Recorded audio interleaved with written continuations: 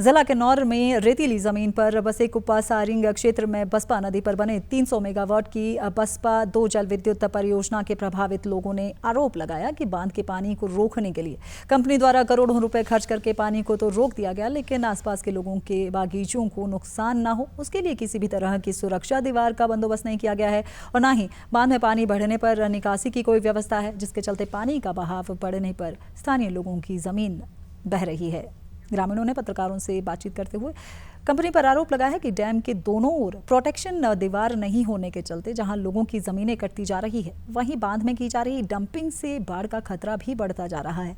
प्रभावित लोगों ने सरकार से बांध के दोनों ओर जल्द पक्की सुरक्षा दीवार लगाने की मांग की है।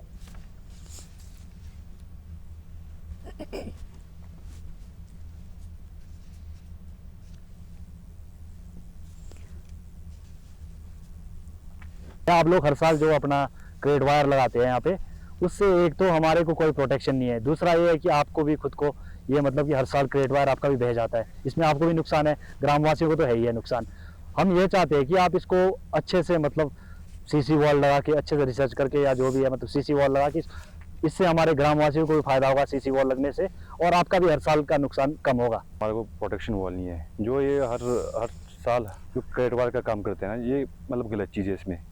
इसमें हम ये चाहते हैं कि अगर एक अच्छे इंजीनियरों की तरह सर्वे करके बढ़िया सा सीसी वॉल लगा के उनकी सीसी वॉल लगाया जाए तो इससे हमारे को मतलब नुकसान काफ़ी हद तक कम हो सकता है। यहाँ JSW कंपनी द्वारा डैम से अवैध तरीके से रेता का खनन हो रहा है, उस वजह से हमारे गाँववासियों को बहुत ज़्यादा नुकसान हो रहा है। इससे हमारे खेतों का कटाव भी बहुत ज़्यादा हो रहा है।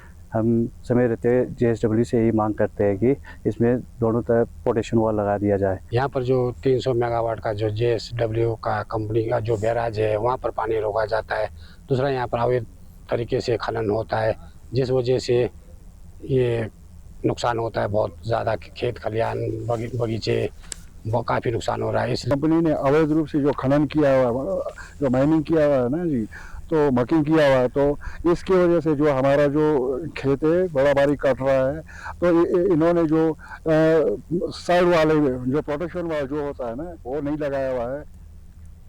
वहीं इस मामले में SDM Reckong Peo doctor major Shashank Gupta ने बताया कि तहसीलदार सांगला की अध्यक्षता में एक संयुक्त कमेटी ने मौके का निरीक्षण कर रिपोर्ट सौंपी थी, जिसमें भूमि कटाव के मामले को सही बताया गया। उन्होंने इस विषय को गंभीर बताते हुए पहले भी कंपनी को डैम के दोनों ओर तटीकरण करने को कहा और अब कंपनी को दोबारा निर्देश दिए जा रहे हैं।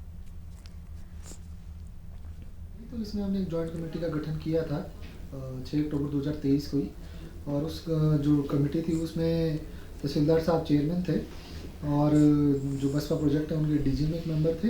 बाकी हमारे JE LADC के हों चाहे जल शक्ति विभाग के हों, ब्लॉक के हों, वो भी मेंबर थे। तो जो पंचायत के रिप्रेजेंटेटिव हैं उनके साथ उन्होंने एक जो जॉइंट कमेटी की मीटिंग है वो की थी, स्पॉट इंस्पेक्शन भी की थी 8/11/2023 को, और हमें रिपोर्ट भी दी गई है। तो कि जो इशू है भूमि कटाव का वो तो है, सीरियस है, और उसके लिए चैनलाइजेशन करनी पड़ेगी। उनकी भी यही रिकमेंडेशन है टेक्निकली।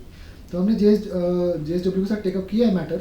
हम दोबारा उनको रिमाइंड कराएंगे कि इस पर जल्दी जो है एक्शन लेना पड़ेगा, नहीं तो आगे इन फ्यूचर कुछ ना कुछ नुकसान हो सकता है।